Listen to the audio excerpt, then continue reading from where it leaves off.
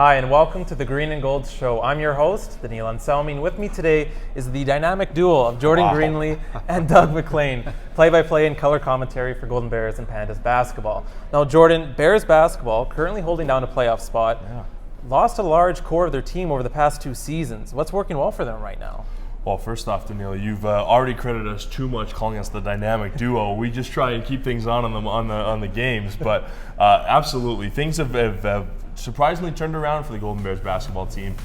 And honestly, I credit the young guys. They've got guys that they've been able to bring in. Coach Craddock's brought in guys in that can make an immediate impact to this team. One guy is their point guard, Colby Jackson, a first-year player from Las Vegas. He's really a floor general.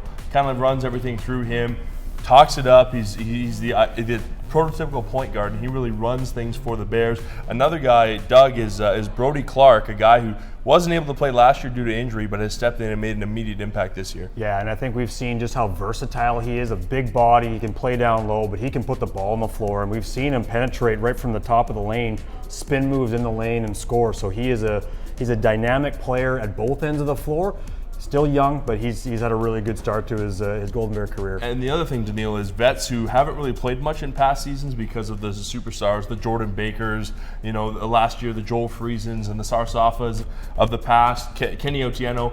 Guys that haven't played as much on those teams have really stepped into big roles this year. Lyndon Annetts was a leading scorer in one of the games last weekend. He's an excellent three-point shooter that's developed at a Harry Ainley High School. And Rob Dollywall as well. They don't have a lot of big depth, but he's really stepped in and played some big minutes when they needed him. So different guys pulling different roles has been really the reason for the second half success. Now, Doug, there's only 2 fourth-year players on this team. What's the future looking like then for the Bears? Well, it's a great question. I think Jordan just alluded to some of the key bodies. I mean, Colby Jackson, Brody Clark being probably the 2 key guys that they're going to look to going forward. They've got some secondary scoring guys like Sheldon Pittman, Andrei Lushko, Lyndon Annetts, as Jordan talked about as well. So I think the future's good. They've got some key recruiting classes they're going to need to bring in here over the course of the next couple of years to replace the likes of the Bakers and that group that came through. But I do think they've got a good foundation, especially with Jackson and Clark, that they can start to build around those 2. And Jordan, if they do find themselves in the postseason in just a couple weeks here, what are going to be some of the major keys for them to make a nice run?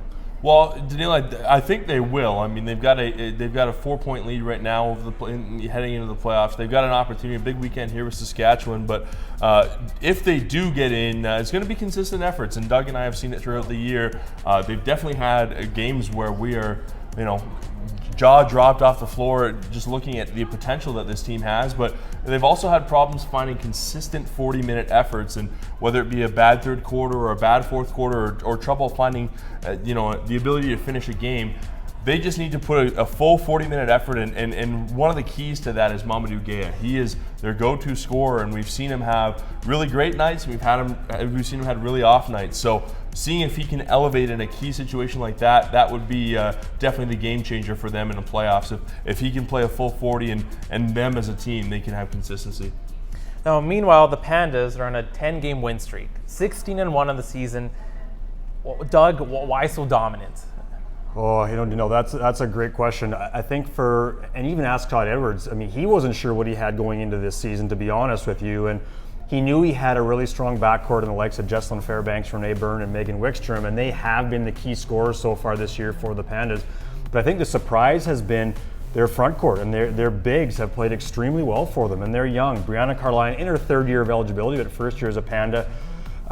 Brooklyn Legault, another player who's been really good out of the Vancouver area. So they've had players that have been able to step in early in their careers. Megan Toniak, another player I should mention too. So I think that's been the reasons that they've had strong contributions from their young players to complement that really strong backcourt. And the combination has put them in a position right now where they're statistically one of the best teams in the country. And Jordan, any Pandas that have stood out for you? Well, absolutely. As Doug mentioned there, it's the 3 fifth-year players that really have brought it. Megan Wickstrom especially, incredible to think that she has played as little as she has with the amount of knee injuries and troubles that she's gone through. This year, she's been incredible. I mean, from beyond the arc, she doesn't miss. She's really complimented Renee Byrne well in that role, because Renee Byrne was the go-to and almost at times the only shooter they had in the past. Megan Wickstrom has really complimented that well. She's been incredible from long range. Jesselyn Fairbanks, we talk about it every night that we do a broadcast, Daniil. She's she's one of the toughest, fiercest guards in the league, and she's a matchup challenge every single night. And Doug, one of the players that we've really noticed has stepped up huge this year is Elle Hendershot, third-year forward for them from Lubbock, Texas. No, I'm glad you mentioned her, because when I was talking about the bigs, I was thinking of all the young players, and she too is still relatively young, only in her third year, but she's developed into a solid scorer, really good rebounder, and she can pass the ball. And I know you had a conversation, I think, with her earlier in the season, saying that when she played in Texas, that's what she was. She was a distributor, and now she's able to really mix those three elements of her game together at this level. You can just tell that comfort level really rising for her, so she's been a big key too. Now, next up for the Pandas is a big matchup with the 16-0 Huskies. Now, is it just another game for the team, Doug, or do you think there's a little bit more on the line concerning playoffs are just around the corner? Oh no, this isn't just another weekend. They've been gearing up for this. They've had a schedule that's allowed them, I think, to work into this a little bit, but it's a huge weekend for them. Saskatchewan, the #1 ranked team in the country, and again, statistically, they are the second leading scoring team in the country, tops in Canada West. They're the best defensive team in Canada West, third in the country. But the Pandas themselves, a very good defensive team too. They score the ball well. I mean, they're 8th in the country, but right now, this is a team that second in Canada West in terms of defensive field goal percentage, and in the country, I should say, and then 4th in the country in terms of 3-point defensive field goal percentage. So this is going to be a really interesting battle, I think.